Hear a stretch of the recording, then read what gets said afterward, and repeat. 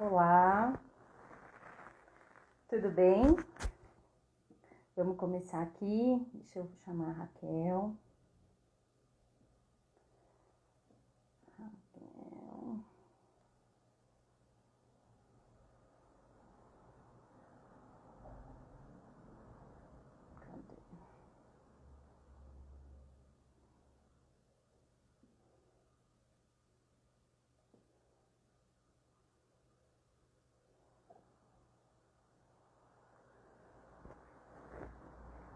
Opa, o pessoal já tá entrando. Show de bola. Todo mundo me ouvindo bem? Rafa, você tá online aí? Dá um joinha se estiver me ouvindo bem, por favor. Ju também. Sejam todos bem-vindos à nossa live sobre economia. Tô super animada, friozinho na barriga aqui, não sou muito de ficar fazendo live. Bora! Só tô esperando a Raquel entrar, tá, gente? Vamos esperar mais um pouquinho aí, só pro pessoal também ir entrando. Bom, a gente vai falar um pouquinho sobre economia do Brasil, economia de mundo. Então, já aproveita, se você acha que tem alguém que precisa escutar essa live, vai ali no aviãozinho e convida para participar, tá? Então, acho que vai ser uma oportunidade única para entender um pouquinho do que está acontecendo no Brasil e no mundo e principalmente, né, para entender um pouquinho como é que isso vai impactar nos seus investimentos. Então, a ideia hoje é trazer um assunto de uma maneira bem prática, bem dinâmica, para você também poder relacionar isso com as suas escolhas na hora de investir. Então, manda o aviãozinho aí para todo mundo, chama a galera geral, que não dá para perder, tá? Tô esperando a Raquel conectar. Já já ela deve estar entrando. Se eu cometer alguma gafe técnica que não se importem, tá?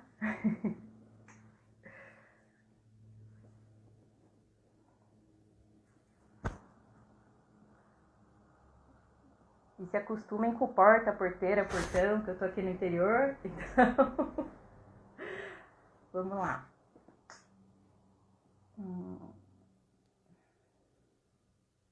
Raquel ainda não entrou. Bom, enquanto isso, eu vou dar uma dica para vocês que é o seguinte. Já vou repetir sobre isso, mas tem uma pessoa que está aqui nos acompanhando, que é a Ju, que trabalha com a gente lá no escritório. E a Ju, ela vai fazer o top 10 Raquel de Sá. Então, se você perder alguma coisa, você tem que estar lá no Telegram da RV4, que chama RV4 Info Center. A gente solta muita informação bacana lá. Então, assim, não conseguiu acompanhar, perdeu alguma coisa? Entra no Telegram, vai lá no canal da RV4 no Telegram, RV4 Info Center, que vai ter os top 10 Raquel de Sá lá. A Ju vai fazer um resumão do que a gente vai falar aqui e vai postar lá. Então, caso você perca alguma coisa ou se você quer se manter atualizado, não dá para ficar de fora do RV4 Info Center, tá, gente? É um canal muito bacana, que a gente solta muito conteúdo todos os dias. Então, assim, é um canal que tem que estar lá, não pode perder. Ah, não tem o Telegram? Baixa o Telegram, salva aí, entra lá no canal, porque é muito bom. E a gente também deve postar essa live. Ela vai ficar gravada, se tudo der certo e eu conseguir salvar o vídeo aqui, ela vai ficar gravada no YouTube da RV4, tá? Então, assim, são vários canais de informação que a RV4 disponibiliza. A gente tem canal no YouTube, a gente tem a página aqui no Instagram, a gente tem o RV4 Info Center no Telegram e agora a gente também tem um podcast que a gente está soltando diversos materiais bem interessantes. Então, não tem como, hoje não tem desculpa para não ter informação, tá? E a gente traz tudo com muito carinho. A gente sempre está buscando informação no mercado para poder trazer para os nossos clientes, mas mesmo que você não seja um cliente da RV4, você tem acesso, você pode acessar esses canais, tá? Eles são disponibilizados de maneira gratuita, então assim, não tem como ficar de fora, realmente é conteúdo muito bom, de muita qualidade. No universo, né, que a gente tem gigantesco de internet, que a gente não consegue filtrar muito bem quais as informações que a gente recebe, ter esses canais com a informação mastigadinha do que é importante, do que é necessário saber na hora de escolher os investimentos, é assim, uma ferramenta fundamental e vale muito a pena, tá bom? Deixa eu chamar a Raquel de novo, vamos ver aqui.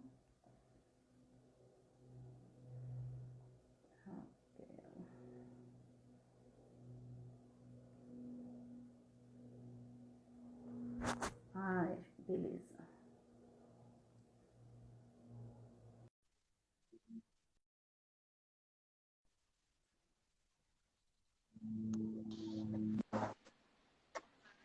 Olá, tudo Olá, bem? tudo bem? Tudo E bem, desculpe um você? atraso. Eu tava aqui de manhã, é uma coisa atrás da outra. É muita coisa, né? Não dá para parar, mas tá tudo certo. A Ah, gente que tá bom. com tempo. Raquel, primeiro eu quero te agradecer, tá? Por aceitar aí participar dessa live junto com a gente. Eu acompanho um pouquinho do seu trabalho nas redes sociais e eu acho o máximo, assim, já fica o meu agradecimento e o meu elogio, porque eu acho o máximo a forma como você trata de um assunto que é tão complexo, né? Você traz muita irreverência para o assunto economia, que traz aí o mundo e você consegue trazer isso de uma maneira muito leve. Então, para mim foi um super prazer ter sido convidada para fazer essa live junto com você, porque você é uma pessoa que eu admiro pra caramba, a forma como você trata o assunto, enfim, acho muito legal. Obrigada mesmo por ter aceitado esse Imagina, convite, obrigada a tá? você, que Eu ótimo, falei, adorei. Fico muito feliz que você gosta do meu trabalho, que bom. ah, muito bom. E é ótimo para a gente, como assessor, saber que tem profissionais como você que nos ajudam muito na hora de tomada de decisão, né? Então, se a gente que é assessor, o nosso papel principal é fazer esse filtro entre o que está acontecendo no mundo e trazer para o cliente. E só que é tanta coisa, então ter pessoas como você que nos ajudam a filtrar isso e nos ajudam a trazer isso mais mastigado para o nosso cliente é essencial, né? Então nos ajuda muito realmente a executar nosso trabalho no Ai, dia a que dia. bom, feliz. E eu já estava falando um pouquinho aqui, mas eu vou reforçar. A gente vai fazer o top 10 Raquel de Sá, tá? No nosso canal, no Adorei. Telegram. Então, se você quiser entrar lá para você ver como é que funciona, a gente coloca lá, a Ju tá aqui resumindo e vai gravar tudo que você está Ai, que falando bom, aí. obrigada, Então, adorei. Me a gente vai fazer o senti, top me 10 senti Raquel de importante no Sá. top 10 agora. Vai ser top 10 Raquel de Sá e a gente vai colocar lá nos nossos canais, tá bom? Perfeito. Bom, eu acho que a ideia hoje é a gente falar um pouquinho sobre cenário de Brasil, cenário de mundo e principalmente como é que isso vai impactar, como a gente vê o impacto disso na carteira de investimento dos nossos clientes, né? Acho que a gente, como assessora, a nossa grande preocupação é realmente conseguir trazer o melhor para os nossos clientes e entender um pouquinho como é que está essa economia faz muito sentido e nos ajuda muito a direcioná-los, né? Então, a ideia hoje realmente é a gente conseguir tentar traduzir um pouquinho do que acontece no mundo econômico para o mundo real de investimentos, como é que essas coisas, como elas conversam, tá? E aí não teria como deixar, né, de falar, eu queria que a gente começasse a live falando um pouquinho sobre os indicadores brasileiros, né? E eu queria que você falasse um pouquinho de como é que estão esses indicadores e como é que vocês visualizam que esses indicadores vão ficar. Só que antes de você começar, pessoal, eu vou fechar os comentários, tá? Para a gente poder concentrar aqui, para a gente poder ficar bem concentrado aqui na live, e senão às vezes aparecem os comentários, ainda mais quando são duas mulheres conversando, aparecem os comentários idiotas, Aí a gente, nos é atrapalha, verdade, a tá? gente fica olhando, né? Já é tanta tela, tanta coisa. Isso, eu sou bem lerdinha nessa parte. Olha, eu confesso que eu não consigo tirar daqui Desativar também. comentários. Achei. Pronto. Bom, beleza, fechou. Tá Então, bom. Raquel, se a gente puder começar sobre os indicadores, por Perfeito. favor. Eu acho que assim, começando dos indicadores, né? São bastante indicadores, então acho que vou tentar falar aqui dos principais, né? Começando por atividade, que eu acho que Uhum. é interessante a gente começar aí pensando em como, né, como a economia mesmo ali, a economia real, o que a gente está vendo nos indicadores. Bom, o que a gente vê nos indicadores de economia real, de PIB, né? Quando eu falo de atividade, outro dia alguém me perguntou isso, o que quer dizer quando você fala de atividade, né? Porque parece que tudo é atividade. Não, atividade é quando a gente está falando de número de indústria, número de serviço, número de varejo, PIB, tudo isso é atividade, né? Quando a gente está olhando para índices de confiança, eles normalmente estão sendo um certo antecedente para atividade também, né? Então, todos esses índices são atividade. Começando então pelos índices de indicadores de atividade, o que a gente tem visto é que eles estão sendo muito, assim, uma característica, né, da volta dessa crise, né? A gente está tendo uma crise que ela é uma crise da economia real, né? Ela é uma economia que ela está sendo, ela é diferente de outras crises que vieram do mercado financeiro e contaminaram a economia real. Essa crise, ela é o contrário, né? E isso não só Uhum. no Brasil, mas no mundo inteiro. É uma crise que ela é totalmente da economia real, né? Então a gente tem uma pandemia e aí o que causa a crise econômica da pandemia, né? O fruto, assim, a raiz da crise toda, logicamente, são as medidas de isolamento social, o que não quer dizer que elas não deveriam ter sido implementadas, porque se elas não fossem implementadas seria ainda pior, né? A gente teria aí um colapso do sistema de saúde, né? A gente veria, enfim, muito mais mortes, e isso, invariavelmente, se a gente estiver tentando separar por um prisma, se é que isso é possível, né? Teria certamente aí um impacto na economia também por uma outra via, né? Então, como eu já falei isso algumas vezes, que é basicamente que nem o Churchill falou sobre a democracia, né?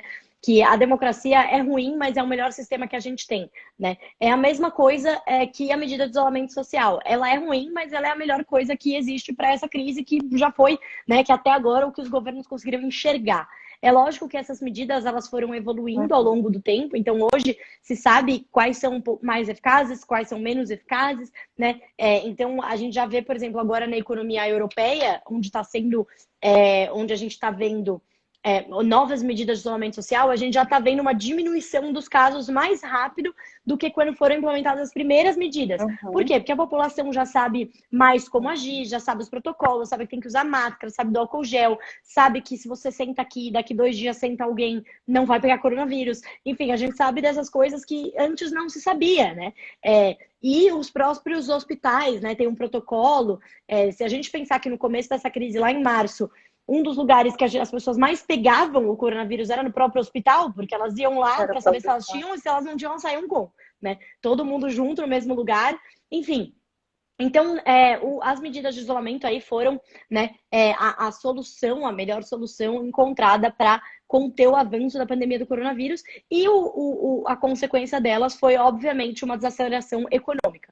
Tudo fechado, e a coisa mais fácil de explicar, né? A desaceleração econômica vem da onde? Vem do fato que tá tudo fechado, né? Tá tudo fechado, a atividade não anda.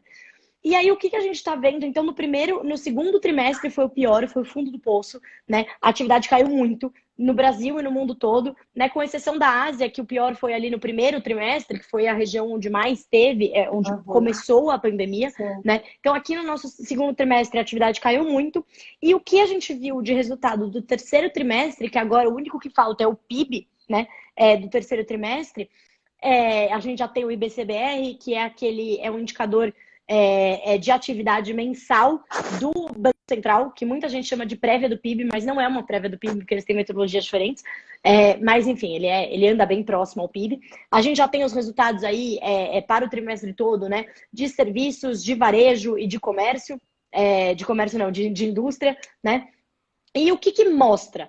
Mostra que a recuperação no Brasil, assim como no resto do mundo, está sendo muito heterogênea entre os setores, né? Por quê? Porque tem aqueles setores que, principalmente aí, indústria e varejo, que voltaram muito rápido, né? Que já passaram o nível pré-pandemia. Na verdade, o varejo, a gente está atingindo recordes que a gente não atingia desde 2012, né? Eu acho que foi no mês de agosto ou setembro, se não me engano, que a gente atingiu esse recorde que a gente não atingia nos últimos quase 10 anos, né? Por quê? Porque foram pelas características da resposta à pandemia aqui no Brasil, né? Então, a gente teve diversos estímulos fiscais, né, por parte do governo, e esses estímulos foram tanto não só fiscais, né? A gente teve estímulos fiscais e estímulos creditícios e monetários, né? Então, o governo respondeu. A resposta do Brasil foi muito robusta, foi enorme, né? Então, muita gente aí tem essa pergunta de será que a gente gastou muito? Será que foi um exagero? Será que deveria ter gastado menos? É uma questão que, enfim, vão continuar se perguntando, né? Todos os economistas vão continuar se perguntando isso, justamente porque para a gente confirmar mesmo que poderia ter sido menor, deveria ter sido menor, a gente precisa de um contrafactual, né? E o contrafactual é impossível a gente achar um Brasil igualzinho, né? Sem estímulos.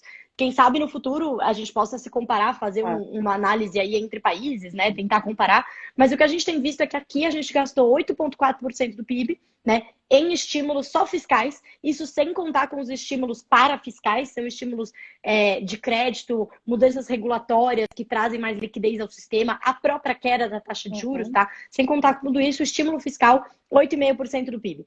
Isso se compara, assim, a gente tá entre os... Raquel, deixa eu te interromper um pouquinho, desculpa. Como é que tá a sua internet aí? É porque você tá travando pra gente. Nossa, jura, porque... Você tá no Wi-Fi? Você tá no eu tô no Wi-Fi, pra mim tá funcionando perfeito aqui. Não sei. Tá funcionando bem? Eu não sei, como a gente tá sem os comentários, aí eu não sei. É uma boa pergunta. Porque eu consigo te ouvir, eu consigo me ver, mas eu não sei se travasse a minha, se eu pararia de me ver, né? Eu não sei como é que funciona. Eu tô te vendo meio travada. Bom, vamos continuar, tá dando pra ver e tá dando pra ouvir, mas você tá parecendo, sabe quando aparece aquelas cenas de Ai, menor de sei. idade Ai, na que horror. TV? E o pior é que eu tô enxergando direitinho. É o único Wi-Fi que eu tenho aqui e o 3G é muito pior. Não, mas toca Por o isso que eu barco, falo, vambora. não, Desculpa te imagina. interromper, eu tô Ah, é aproveitando pra péssimo, melhorar. porque eu sempre comento aqui, né? A gente fica fazendo tudo isso de casa, mas tem esse outro lado, né? Eu não tenho mais muito o que fazer, né, para melhorar. Não, fica tranquila. Vambora. Bom, então então diante disso tudo, né, desses estímulos, a gente tem uma recuperação que ela é heterogênea. No setor de varejo e de indústria, a gente está crescendo muito. Por quê? Todos esses estímulos, né, eles trouxeram alguns até desequilíbrios, né, econômicos, que estão levando a esse crescimento muito, né, essa recuperação muito rápida, muito forte, né? Por exemplo, a grande parte da população que recebeu o auxílio emergencial, né, esse auxílio emergencial foi para a camada mais pobre da população, né? E a camada mais pobre tem uma propensão marginal a consumir maior do que, ou seja, eles gastam mais do dinheiro que eles recebem, né, do que a população com maior renda. Então, essas pessoas começaram a gastar muito, né? Elas gastaram tanto para o essencial, só que o essencial também foi turbinado, então teve ali um consumo de alimentos muito maior. Então, grande parte dessa população também consumiu muitos alimentos, o que acabou pressionando também a inflação do lado da demanda pelos alimentos, né? A gente teve um consumo, então, qual é a cara do consumo, né? A gente vê um consumo de bens não duráveis, alimentos, produtos de higiene pessoal, etc, né? Coisas malucas mesmo, tipo papel higiênico, né? Que as pessoas parecem que têm uma noia com papel higiênico em meio a crises. E aí, depois do auge da crise, a gente começou a ver bens duráveis também. Então, a gente começou a ver muita compra de eletrodoméstico, eletroeletrônico, porque as pessoas ficaram dentro de casa, teve aquele dinheiro que sobrou, e a gente teve um movimento que é muito esquisito de, assim, em condições normais, a gente não veria, que é um efeito substituição de serviços por bens, né? Que a gente aprende ali em microeconomia, Uhum. que não tem esse efeito substituição. Assim, você não deixa de ir a um jogo de futebol para comprar um aspirador. Mas isso de fato aconteceu, né? Tá acontecendo durante a crise, porque a pessoa Porque não não tinha, pode ir no né? jogo de futebol, então ela compra um aspirador, né? É. Então é basicamente isso. A pessoa não pode, ela foi impedida de fazer coisas que ela fazia em termos de serviço, e ela pegou esse excedente de dinheiro que ela Uhum. teve ali disso e começou a gastar com o consumo de bens, né? E aí o consumo de. É, e, Imagina. Desculpa, eu acho que aproveitando o gancho, né, trazendo esse comportamento, isso que aconteceu e que responde um pouco do primeiro indicador que a gente está falando, que é sobre a atividade econômica, a gente já vê o impacto disso direto no nosso IPCA, né? Então, quando você pega aí o IPCA 15 que acabou de sair, se você puder até fazer um pouquinho, algum comentário sobre isso, mas assim, a gente está vendo o IPCA subindo, as projeções, né? Todas as projeções, acho que as últimas 5 projeções eles subiram sem parar, seja para 2020, seja para 2021. E eu acho que um pouco disso vem muito dessa mudança, né? E desse comportamento que a gente teve durante a pandemia. Tanto que acho que o que impulsionou principalmente o IPCA foi o setor de alimentos, né? A gente tem aí o setor de serviço não foi não teve tanto impacto, mas a gente vê uma inflação no mundo real, na economia real, que é até maior do que a gente vê no IPCA, mas o IPCA é o que a gente tem aí para medir. Então, ainda trazendo para o assunto de indicador e trazendo para o assunto de como é que isso impacta nos nossos investimentos, como é que você vê essa relação aí do IPCA e se tem uma dica assim para o investidor, como é que ele se protege? Não, legal, é exatamente isso. Eu acho que a conclusão de estudo dos indicadores de atividade é que, né, varejo e indústria subindo muito, ao passo que serviços ainda continua num patamar abaixo do pré-pandêmico, né? Então ainda sofrendo mais para retomar justamente pelas medidas de isolamento, né? Pelo fato das pessoas estarem com medo. Agora, nossa última pesquisa mostrou que as pessoas estão com o mesmo nível de medo do coronavírus que elas estavam lá em abril. Então, crescendo bastante esse isolamento, mesmo que não formal, por parte de medidas do governo, um isolamento que vem até das próprias pessoas por estarem com medo, né? Então, o que a gente vê acontecer no IPCA? Na inflação como um todo, né? Quando a gente olha os índices que medem a inflação no atacado, principalmente o IGP, né? Que é aquele, qual que é a diferença, né? O IPCA, ele está medindo a inflação na ponta para o consumidor. E ele é feito, né? Tem muita discussão sobre isso, se o IPCA reflete ou não reflete o verdadeiro consumo, né, do brasileiro, principalmente durante a pandemia. E teve vários exercícios, várias instituições que fizeram exercícios para saber se estava medindo ou não mesmo. E não porque o IPCA está desatualizado, porque na verdade a pesquisa de orçamento familiar do IPCA foi atualizada super recentemente, né? Então, ele está bem atualizado, ele mede a inflação de uma família que recebe entre 5 e 40 salários mínimos, né? É uma cesta de bens e serviços enorme, né? Mas a questão quando se fez esse exercício, que o consumo mudou muito durante a pandemia, teve até essa questão da substituição de serviços por bens, etc. Mas mesmo com isso, né, a gente vê que o IPCA está um pouco mais alto, depende do exercício que se faz, mas não muito, né?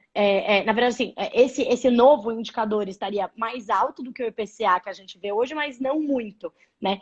Então, é a sensação. O consumidor, ele tem uma sensação mesmo de inflação, porque ele só vê aquilo que sobe, ele não vê normalmente aquilo que está congelado. Por exemplo, os reajustes dos planos de saúde, que foi aplicado, a ANS anunciou semana passada, que até causou aí a gente revisar o nosso IPCA, a projeção do IPCA para o ano que vem, né, de 3,6 para 3,8, veio em 8,40, né, o reajuste, que é um reajuste equivalente a entre abril desse ano e maio do ano que vem.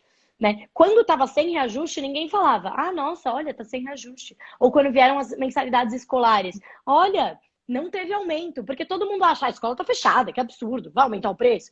Mas assim, a escola continua tendo os mesmos custos, né? É que nem clube de esporte.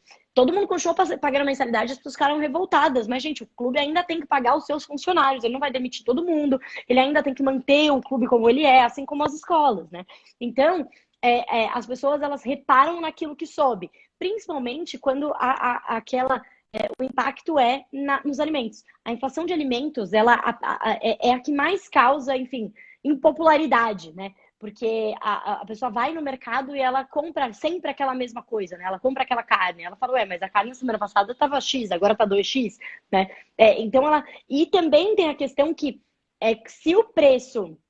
A população tem uma noção um pouco errada de inflação, que acha que a inflação está caindo, né? Tipo, quando a gente fala assim, não, mas está arrefecendo, já está voltando, né? Já está voltando aos patamares mais normais. A pessoa espera que o preço do produto caia, né? Não, mas o preço não caiu. Não, mas isso é deflação, isso não é inflação mais baixa. Né? A inflação mais baixa é o preço crescer um pouco mais devagar. E não que você vai comprar e aí hoje custa R$20 e amanhã custa 18. Não, isso é deflação, que é um problema muito grave também para a economia. Então, eu diria que é pior. Exatamente. Muita gente diz que é pior, que é pior de você reverter, né? O remédio não é tão óbvio de juros altos, etc. Então, você tem algumas questões de percepção, mas é lógico, a inflação sim está sendo pressionada, principalmente quando a gente olha para os indicadores do atacado, né? O IGPM, ele acumulou 20%, né, em outubro, um número absurdo, né?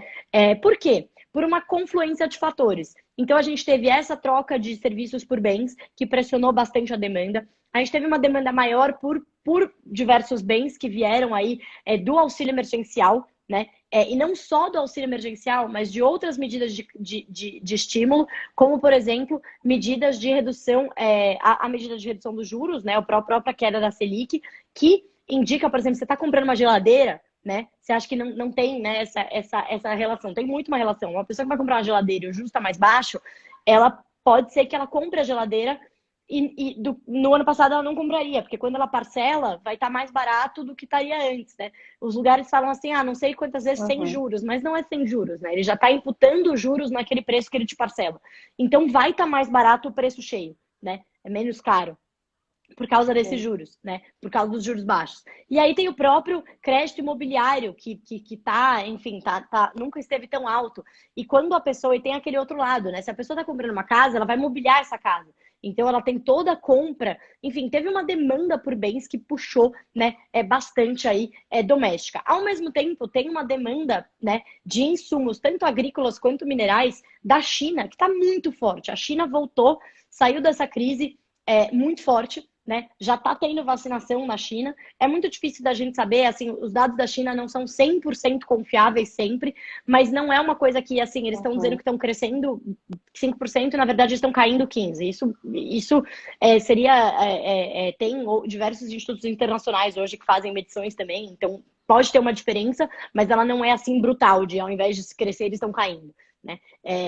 Então, realmente, essa demanda, ela puxou também, e a China estava saindo de uma situação de insegurança alimentar, né? Que a gente não pode esquecer que vem do ano passado, que é a gripe suína africana, que pegou, dizimou, né, os rebanhos ali de produção de suínos, né? Que a maior proteína mais consumida na China é suínos, né? E eles começaram a consumir muito outras proteínas, inclusive, do Brasil, dos Estados Unidos, da Europa, de todo mundo, porque eles tiveram um problema muito forte lá, e esse problema continuou, ele não foi resolvido, né? Ainda eles têm esse problema, porque dizimou todas as produções, né? Então, enfim, isso demora para ser corrigido.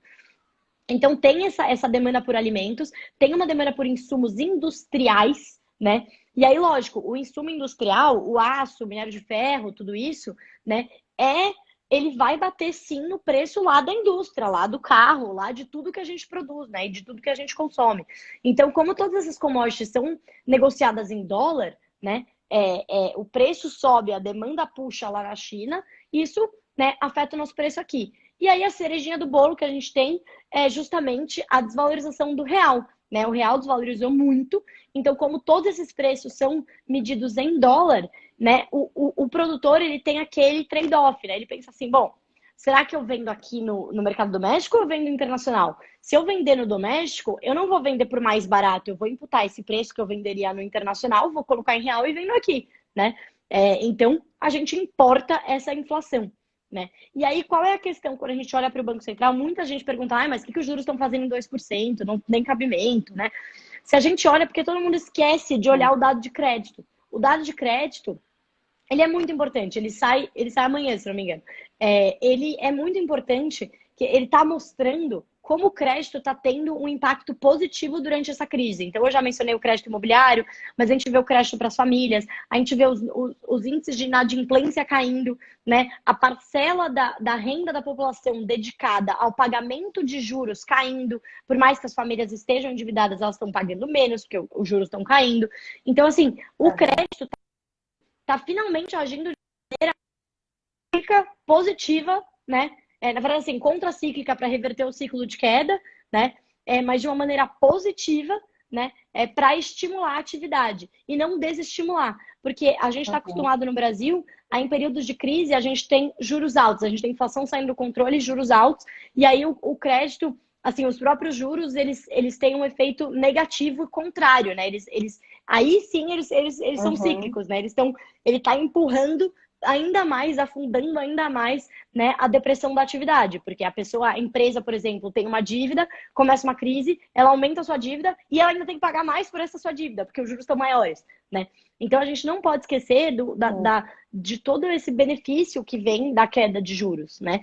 E aí o que o Banco Central ele fica olhando? Ele fica olhando a inflação, obviamente, é o mandato dele, né? Olhar o comportamento da inflação, as expectativas da inflação no futuro, e o que o Campos Neto e todos os diretores do Banco Central estão trazendo é que, assim, olha, eles estão dizendo, essa alta que a gente está vendo agora na inflação corrente, o preço do alimento, o preço do insumo industrial, né? Isso é um efeito da pandemia, isso é uma questão de oferta, né? E aí, na teoria, a gente aprende, né? O Banco Central ele tem que responder quando tem questões de demanda, né, quando tem um problema assim de demanda, e ele duradouro, né, não temporário. E esse é, lógico, a grande dúvida, né? O que é demanda, o que é oferta, o que contamina, o que não contamina, né?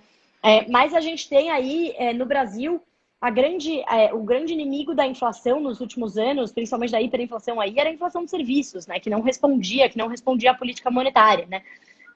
Quando pega na inflação de serviços, aí já é uma sinalização que está sendo contaminado.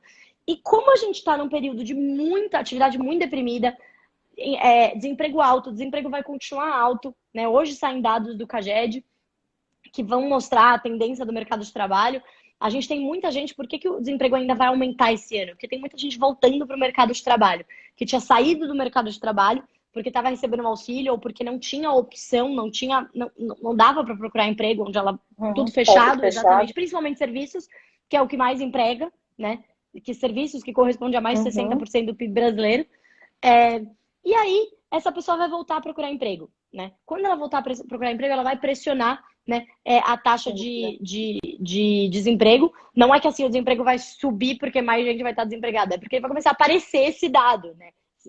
Vai mostrar que essa pessoa está de fato procurando emprego. E com a economia deprimida, é o que muita gente fala, ociosidade da economia. É isso, né? A economia está ociosa. Então você não tem essa pressão para os preços subirem, né? Vindo da atividade. Você tem uma pressão de oferta. Trazendo isso um pouquinho, acho que para o mundo do investidor, né? Eu acho que o que a gente pode esperar aí é uma inflação relativamente controlada e uma taxa de juros que provavelmente continua baixa por um tempo aí, pelo menos mais 1, 2 anos, porque não teria muito sentido aumentar a taxa de juros, a menos que a inflação estoure, né? Então, assim, olhando, trazendo isso para o mundo do investidor, e eu gosto sempre de fazer esse gancho, até né, para puxar também por conta do que a gente, como assessora, a gente faz, mas estar olhando para tudo isso e entendendo, poxa, a taxa Selic 14, de alguns anos atrás, ela não existe mais, né? Então, a gente vive um momento que a gente deve continuar com taxa de juros mais baixa, e para eu conseguir buscar um pouquinho de rentabilidade, eu preciso começar a explorar outras classes de ativos, né? Então, para aquele cara que era muito conservador, ele acaba tendo que migrar um pouco e assim, começa a pensar e se expor um pouco mais para buscar um pouco mais de rentabilidade. E assim, pelo que você está falando, a gente não deve ter inflação explodindo, acho que ela vai ficar aí controlada, não vai cair também, mas deve ficar em um patamar controlado, e, consequentemente, taxa de juros também não explode. Isso quer dizer, a gente precisa olhar para os investimentos de uma maneira mais inteligente, de uma maneira mais sofisticada, se a gente não quiser amargar os 2% ao ano, né? Não, com certeza. Então... Eu acho que assim, o brasileiro, ele tem muito pânico, o que é completamente assim justificável, dado o nosso histórico de inflação alta, né? Mas ele tem muito pânico de inflação. Então, quando a gente fala, a inflação está subindo, a gente está preocupado com a inflação, a gente tem medo da inflação corrente acabar afetando as expectativas, fica todo mundo olhando o que o Banco Central fala, deixa de falar, etc. Mas daí você pensa, daí quando você joga isso para o mundo do investidor, você fala, não, peraí, mas não é que a inflação vai subir quando a gente fala assim, a inflação pode ser que, né, a nossa expectativa aqui de inflação, de IPCA, tá acima da meta pro ano que vem. Só que qual que é a meta? 3,75. Qual que é a nossa expectativa? 3,8. Então ela tá 0,05 acima da meta. Mas tá acima da meta. Então quando você fala de política monetária, quando você tá falando na vírgula, né, no ponto ali, de fato é acima da meta. Mas a gente não está falando de inflação a 10, a 15, a 12, né? A gente não está falando de uma perda de credibilidade do Banco Central por hora, não estou dizendo que isso é impossível, né? Mas atualmente é muito improvável ainda, né? O Banco Central ele teve um ganho de credibilidade importante, né? A gente veio de um processo de queda de juros, não é que os juros foram derrubados na marretada, né? Tava em 10 e foi para 7, foi para 6 com a inflação mesmo alta. Não, a gente estava num processo de inflação caindo, aprovamos o teto de gastos, aprovamos a reforma da Previdência, tudo isso permitiu com que os juros caíssem e com que a gente chegar nessa crise, pela primeira vez, né, a gente pudesse reagir a uma crise da maneira como diz o livro-texto. Tem crise? A atividade está ruim? Reduz os juros, não aumenta os juros. E o brasileiro, ele se assusta, ele não está acostumado. Então, quando o brasileiro médio, o investidor, ele olha no jornal, inflação está preocupando, IPCA 15, né? Ele já fala assim, nossa, então a inflação vai subir, os juros vão para 10, eu vou voltar para o CDI, né? Vai ser uma... Ou eu vou sair daquele meu pré que vai me pagar 8%, que pode ser que a inflação fique acima, né? Mas, não, a gente tem que sempre colocar isso em perspectiva, né? Ninguém do mercado tem expectativa de Selic subindo acima de 5 até o ano que vem, entendeu? A nossa expectativa aqui é de 3, né? Que o ano termine com 3, e se tiver alguma mudança no cenário fiscal, que o Banco Central, que a gente acha que o Banco Central fará, né, se tiver uma mudança negativa no lado fiscal, que ele vai começar a subir juros antes do que a gente acha, que é segundo semestre, ele passa a subir antes, e que ele suba mais. Mas ele suba que ele vá de 3 para 7? Não, ele suba de 3 para 3,5, né? Então, assim, é lógico que isso faz muita diferença, tá? Um ponto percentual de aumento de Selic na nossa dívida tem um peso de 60 bilhões, né? Tem um custo de 70 bilhões a mais na nossa dívida, porque atualmente ela tá uma dívida muito atrelada à Selic, né? Mas, assim, do ponto de vista do investidor, né? Olhando para o investimento dele, não é essa diferença estrutural, né? Se tudo... Então, quando as pessoas me perguntam, mas quando que a gente vai ter a Selic de novo a 10, a 12? Eu falo, olha, se tudo der errado. Espero se que nunca tudo mais, der né? muito errado, Espero que nunca mais. muito errado, né? Se tudo der 100% errado, a gente tem. Mas, assim, isso é o que você falou, eu espero que nunca mais. Então, assim, nada é impossível, principalmente no Brasil e principalmente quando se trata de fiscal, né? Mas, assim, a gente teria que ter uma virada de política, assim, 100% uma virada, né? Totalmente virou a chavinha, mudou todo mundo, tirou todo mundo da equipe econômica, tipo, 100% das pessoas, troca, põe outras pessoas com outras ideias, né? E por falar em virada, Raquel, eu vou virar a nossa chave aqui, porque agora que eu tô vendo que a gente já tá em 36 minutos, e aí se deixar a gente só vai falar de Brasil e eu quero falar um pouquinho de cenário internacional. Perfeito. Então eu queria... porque senão a gente não vai falar de mundo, e eu acho que vale a pena... Tem dois assuntos de mundo que eu gostaria de falar um pouquinho. Não tem jeito de deixar escapar, né? A eleição americana, o que muda agora, e principalmente o que muda, e acho que qual o impacto disso para o Brasil. Então, a gente teve aí uma mudança grande nos Estados Unidos, né? Com a entrada do Biden, a gente muda.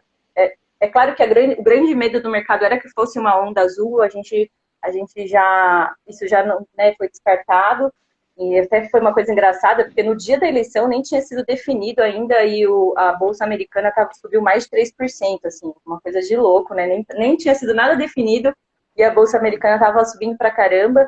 Mas o meu ponto eu queria que você falasse um pouquinho. Primeiro, o que muda com a entrada do Biden em relação ao Trump e como é que você enxerga isso para o Brasil? Se essa relação Brasil-Estados Unidos pode ser melhorada, prejudicada, enfim, como é que você enxerga isso? E o segundo ponto que eu queria falar um pouquinho de cenário internacional, que não tem jeito de ficar fora, é uma possível segunda onda aí, que na verdade não é uma possível, né? É uma concreta segunda onda que já está acontecendo nos países da Europa, principalmente. Como é que vocês estão vendo isso e o impacto disso? Não, perfeito. Olha, eu acho que, bom, começando aqui falando um pouco de eleições americanas, né? Como você bem colocou, o cenário que o mercado mais temia, né, seria uma onda azul, né? Então, essa onda azul, a gente tem... O que seria a onda azul, né? A onda azul é que se os democratas acabassem levando as 3 casas. A Casa Branca, né? A Câmara Baixa, que é a Câmara dos Deputados, né? E o Senado, né? Então, eles levando as 3 casas, por que esse seria um cenário negativo para o mercado? Porque... o Joe Biden, né, é um político que nos Estados Unidos a gente tem que pensar que tem 2 partidos virtualmente, né? Tem mais partidos, mas ninguém nunca ganhou a eleição de outro partido. Então, virtualmente são 2 partidos, o Democratas e o Republicanos. Dentro desses 2 partidos, você tem a diferença ali de espectro, né? Então, você não tem todo mundo dentro do Partido Republicano que pensa igual, nem todo mundo dentro dos Democratas que está no mesmo lado, né? Então, o Joe Biden, ele é um candidato muito mais ao centro do Partido Democrata do que seria, por exemplo, Bernie Sanders, ou do que é a Elizabeth Warren, por exemplo, né? Que está ali, que é a presidente da Câmara dos Deputados. Ao mesmo tempo, o Trump é um candidato muito mais à direita, né? Na extrema direita do Partido Republicano, mais do que seriam outros candidatos republicanos, né? Então, no caso, qual que era o grande medo dessa onda azul? Porque com as 3 casas democratas, você daria muito mais espaço para essa ala mais à esquerda do Partido Democrata, né? E que, em algumas ideias, eles até se encontram. Eu sempre falo que os extremos, eles se encontram na outra ponta, né? Em diversos assuntos. Então, por exemplo, principalmente política comercial, política de comércio exterior, né? Quando a gente fala de comércio exterior, de livre comércio, de abertura comercial, tanto a extrema-direita quanto a extrema-esquerda se encontram no mesmo lugar de Make America Great Again, né? Que é protecionista, né? Tem isso no Brasil, nos Estados Unidos, enfim, né? No mundo, você tem a extrema-direita e a extrema-esquerda contra o comércio internacional, cada um com seus argumentos, né? Mas bem protecionistas. Então, você teria medidas como essa, medidas como regulação, uma regulação mais forte, né, contra o sistema, sobre, né, o sistema das big techs, né, então regulação anticompetição. Então, assim, entrar ali com pedidos, né, ali no equivalente ao CAD, né, americano ali, falando que essas empresas têm práticas anticompetitivas e que elas, enfim, elas devem ser punidas, a regulação deve ser mais forte, etc, etc. Aí você também teria, por exemplo, uma política mais à esquerda, também no Partido Democrata, sugeria, né, o banimento do fracking, que é o método que se usa para extrair o petróleo, né, o petróleo de xisto, que é o petróleo extraído do solo mesmo. Então, apesar do Joe Biden ter uma agenda de meio ambiente muito forte, ele não chega ao extremo de falar que vai banir essa atividade, né? Ele vai tentar incentivar outros meios de produção de energias renováveis, mas não banir, né, a exploração de xisto, por exemplo, né? Então, a gente tem esse movimento, né? Então, teria. E aí, obviamente, o mais que estava todo mundo muito preocupado era a subida de impostos, né? Porque na época do Obama, o imposto sobre pessoa jurídica era 34%. Não na época do Obama, né? Na época, enfim, há muitos anos era 34%. O Obama falou muito em mudar, não conseguiu mudar, né? O Partido Democrata não foi a favor de uma mudança. Ele não queria reduzir tanto, mas ele queria reduzir um pouco. E aí o Trump, quando entrou, reduziu para 21%. Então foi uma queda brutal, né? Tanto que o S&P, na época, deu um jump, assim, sem acontecer nada. Porque, obviamente, se as empresas pagam menos impostos, elas têm mais lucros, né? Para dividir, mais potenciais lucros de dividendos, etc. Sem fazer nada, né? E aí o Biden falava em subir, né? O Biden tinha na proposta de campanha dele, subiu os impostos para 31%, né? Então, 30%. Então, né? Não era 30, não, 28%. Então, é de 21 para 28, que era mais ou menos o meio termo, né? Exatamente o meio termo entre os 21 e os 34. Né? E aí, o que acontece? Se tivesse uma onda azul, todas essas medidas seriam aprovadas, provavelmente, porque eles teriam maioria nas casas, né? Porque lá não é que nem aqui um sistema multipartidário que você tem que falar com todo mundo, tal. Você tem maioria, você tem maioria. Você basicamente faz o que você quiser, praticamente, né? Já que... E o cenário que pintou, né, que acabou acontecendo, se materializando, foi o melhor cenário. Por quê? O Joe Biden, ele, para esse momento da economia americana, né, o mercado vê também como uma opção positiva. Porque é um candidato mais... é um político mais previsível, né? Então a gente já tem muita incerteza vindo aí do cenário pandêmico. Já tem muita incerteza aí, né? E o Trump, ele era um político muito mais imprevisível, né? Então, se na área de comércio, por exemplo, se hoje ele fazia um acordo com a China, amanhã ele aumentava as tarifas, e aí depois de amanhã ele tirava as tarifas, e o mercado, assim, ninguém gosta de incerteza, que você não consegue planejar, né? Às vezes não é nem a medida em si, é o fato de você não ter certeza do que vai acontecer amanhã. Muita gente me falava... Eu que trabalhei no governo do Reino Unido e no Brasil há muitos anos, e muitas empresas britânicas falavam isso. O problema não é um imposto alto, o problema é não saber quanto eu vou pagar de imposto, porque eu não consigo me planejar. Ou eu estou pagando uma coisa e amanhã vem a Receita e fala que mudou, e mudou retroativo. Enfim, a incerteza é a pior coisa, né? Então, o Trump, ele representa muito mais uma incerteza, uma instabilidade de não sei o que vai acontecer, né, do que o Biden. O Biden é um político super conservador nesse sentido, super moderado, né, não toma, assim, não tem uma carreira política enorme, nenhum desses momentos foi de tomar decisões inesperadas, né, então, se espera muito mais previsibilidade, né, do Joe Biden, o que é importante no momento desses de aversão ao risco e de tanta incerteza que vem do cenário internacional, né? Talvez se fosse outro momento não seria o caso, mas, né, nesse momento faz sentido. Eu quero puxar um pouquinho esse gancho de novo para a gente trazer isso para o mundo do investidor, né? A XP cada vez mais ela tem falado Hoje, antigamente o investidor brasileiro ele ficava completamente concentrado no cenário local, né? Ele só investia no Brasil e ele não tinha abertura e nem tinha acesso a produtos fora, a investimentos de fora do Brasil, né? E cada vez mais a XP está fazendo esse movimento para realmente democratizar, inclusive, o investimento internacional para o investidor brasileiro. Então, trazendo um pouquinho disso e vendo um pouquinho do que acontece, eu acho que é extremamente importante que o nosso investidor, que o investidor brasileiro comece a entender como é que ele acessa investimentos lá fora e ele vai ter que ficar cada vez mais antenado a isso mesmo. Acho que o mundo não tem mais como, a gente não consegue mais ficar dentro de uma caixinha. As caixinhas são completamente conectadas e não dá mais para o investidor falar: poxa, eu só vou ficar com risco Brasil, né? Eu preciso sair um pouquinho do risco Brasil, eu preciso diversificar um pouco minha carteira. E é através de assessoria que você faz isso, porque é muito difícil o investidor que consegue realmente olhar para tudo e escolher sozinho, né? Então, o nosso papel como assessor é muito isso, ajudar o investidor a olhar no que ele realmente tem, desde os investimentos mais simples até os investimentos mais sofisticados fora do Brasil, né? E a XP está fazendo isso com uma maestria, assim... É incrível o que a XP está fazendo, o mesmo movimento que ela fez alguns anos atrás de trazer o investidor brasileiro para, né, a corretora, ela está abrindo aí campo para o investidor brasileiro ir para fora e eu acho que é extremamente importante a gente entender esses movimentos. 5 minutos para falar um pouquinho de segunda onda, para a gente poder encerrar, porque já está, né, para tempo de fechar. Eu vou abrir os comentários para ver se alguém quer fazer alguma pergunta adicional, mas tem que ser muito rapidinho agora. Fala um pouquinho para a gente de como é que o mercado está vendo aí essa questão da segunda onda. Perfeito. Tá? Por favor.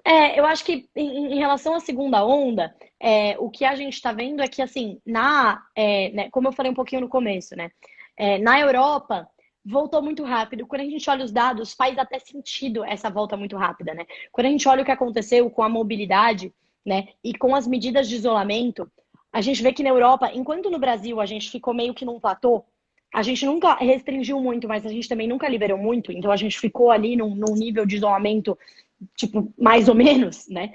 Na Europa, você teve um isolamento muito grande, depois você teve uma liberação muito grande, então voltou tudo 100%.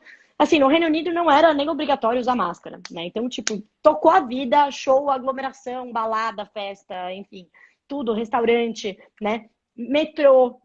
Então, voltou tudo ao normal. E aí veio essa segunda onda. Essa segunda onda, ela veio muito casada com o inverno, com a chegada do inverno, né? Então, ainda não se sabe exatamente se o vírus se comporta de uma maneira diferente, em temperaturas diferentes, mas o que se sabe é que tem sim uma relação grande com a época, né, de gripe, de flu, né? Que tem uma relação forte, eu não entendo muito a questão médica por trás, mas que há sim uma relação aí entre o contágio maior e a época de disseminação da gripe, né? E aí veio tudo junto, veio uma segunda onda na Europa forte. Os países começaram a implementar de novo medidas de isolamento. Elas foram mais brandas do que elas vieram na primeira fase, né? Então, por exemplo, restaurantes, a gente não foram totalmente fechados, eles se mantiveram abertos mais para delivery e tudo mais. Então, foi para não machucar tanto a economia. Mas a gente vê, sim, que a economia já está sofrendo, tá? A economia europeia já se espera que a zona do euro vá cair de novo no terceiro trimestre. Então, que seja um double dip na Europa, né? Ou seja, caiu, voltou, né? Caiu, voltou e caiu de novo. Mas, obviamente, não vai cair tanto, não chega a ser um W, porque, né, ela não vai cair tudo que ela caiu. Não vai voltar ela vai lá. cair mais um pouquinho e depois recuperar o ano que vem, né? Então, isso é o que a gente espera e já está bem claro nos dados, né? Já tem os dados antecedentes, dados de confiança, todos esses dados estão apontando para isso, né? Porém, quando a gente olha para Estados Unidos, quando a gente pensa no Brasil, o comportamento está sendo diferente, porque de fato a gente está na evolução do vírus, a gente está um pouco para trás, a gente não está no inverno, a gente está entrando no verão, né? Diferente dos Estados Unidos que está entrando no inverno, mas que também os casos estão subindo, mas em algumas regiões nem tanto, né? Mas a gente está muito otimista, não só nós, como grande parte do mercado, quanto ao desenvolvimento de uma vacina, né? Tem todas as vacinas estão muito perto, né? Já estão pedindo autorização para distribuição emergencial, né? Tanto nos Estados Unidos, quanto na Europa, quanto no Brasil. A vacina da AstraZeneca com Oxford, né? Que aqui está sendo desenvolvida com a Fiocruz, ela está muito perto, né? De uma distribuição aqui no Brasil. Ela tem a vantagem de ser... A logística é mais fácil, ela não precisa ser armazenada em geladeiras mega ultra potentes, né? Ela também tem... ela é mais barata, né? E a AstraZeneca consegue produzir mais. Então, a AstraZeneca pretende produzir até o ano que vem 3 bilhões de doses, né? Isso se compara com 100 milhões da Pfizer, né? Dessas 3 bilhões, para o Brasil, né, são 100 milhões só para o Brasil até o final de janeiro, né? Tudo isso, lógico, são projeções, pode ser que não aconteça, né? Mas tudo caminha para esse sentido. Todos os movimentos que a gente está vendo são positivos. Então, as vacinas vieram com eficácia grande, né? A gente não teve quase nenhuma notícia negativa na frente das vacinas. Foram quase todas melhores do que o esperado.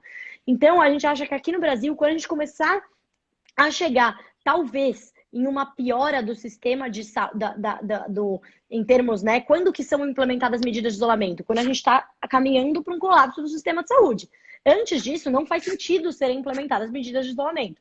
Mas é claro que isso vai acabar afetando a economia só pelo fato da população estar com medo e estar consumindo menos, indo menos, né? É lógico que isso afeta, mas não é tão forte quanto afetou antes, né?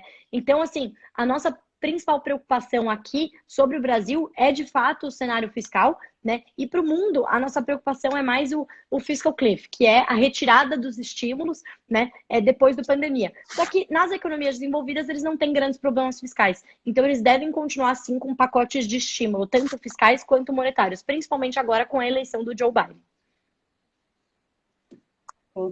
Raquel, eu queria ficar aqui. Eu acho que dava para ficar mais 2 horas conversando. Tem alguém pedindo aqui para falar sobre o CAGED que veio bem acima do esperado. Se der tempo, acho que vale a pena fazer um comentário. E aí a gente vai para o encerramento, porque já está dando quase 1 hora e a live derruba né? na nossa cara, né? Então vamos ver se para a gente dar tempo de falar um tchau ainda. Perfeito. Bom, o CAGED, eu tô até lendo aqui a reação aqui da nossa equipe. O número veio bem acima do esperado. A gente estava na ponta positiva, ou seja, a gente já tinha uma expectativa otimista, mas ele veio ainda maior. Lembrando que CAGED são empregos formais, tá? Não contam os empregos informais, mas foi uma leitura boa, tá? Veio uma leitura acima do esperado, pelo 5º mês consecutivo, uma alta. Teve um aumento nas admissões temporárias, tá? E também no setor de serviços. Lembrando que esse dado ele se refere a outubro, tá? Então, ele já é mais para frente do que a PNAD.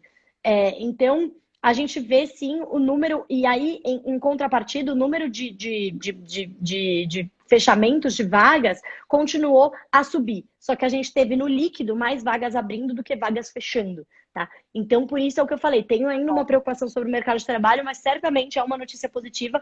E o Banco Central está muito de olho nesse resultado do CAGED, justamente para calibrar ali a política monetária diante da ociosidade da economia. Perfeito. Gente, muito obrigado, Raquel. Muito, muito obrigado. Foi ótimo, adorei. Espero que você tenha gostado também. As portas da RB4 estão sempre abertas para você, quando você quiser vir bater um papo com a gente, tá bom? E, bom, pessoal, vou só relembrar, a gente vai fazer o top 10 Raquel de Sá para colocar lá no RB4 InfoCenter. Esse vídeo também, se eu conseguir salvar tudo certo aqui, vai ficar no canal no YouTube e no Instagram, tá bom? Obrigado pela audiência de todo mundo. Se alguém que vocês acham que precisa assistir não conseguiu, direciona o link, tá? Esse vídeo vai ficar gravado para que consiga. E acho que cada oportunidade que a gente tem de entender um pouquinho mais o que está acontecendo no Brasil, de acontecer no mundo, vai nos ajudar a tomar decisões melhores nos investimentos. Muito, muito obrigada. Ótimo final de semana para você. Um Tchau, beijão, gente. viu? Obrigada pelo convite e fico à disposição. Falou, um beijo.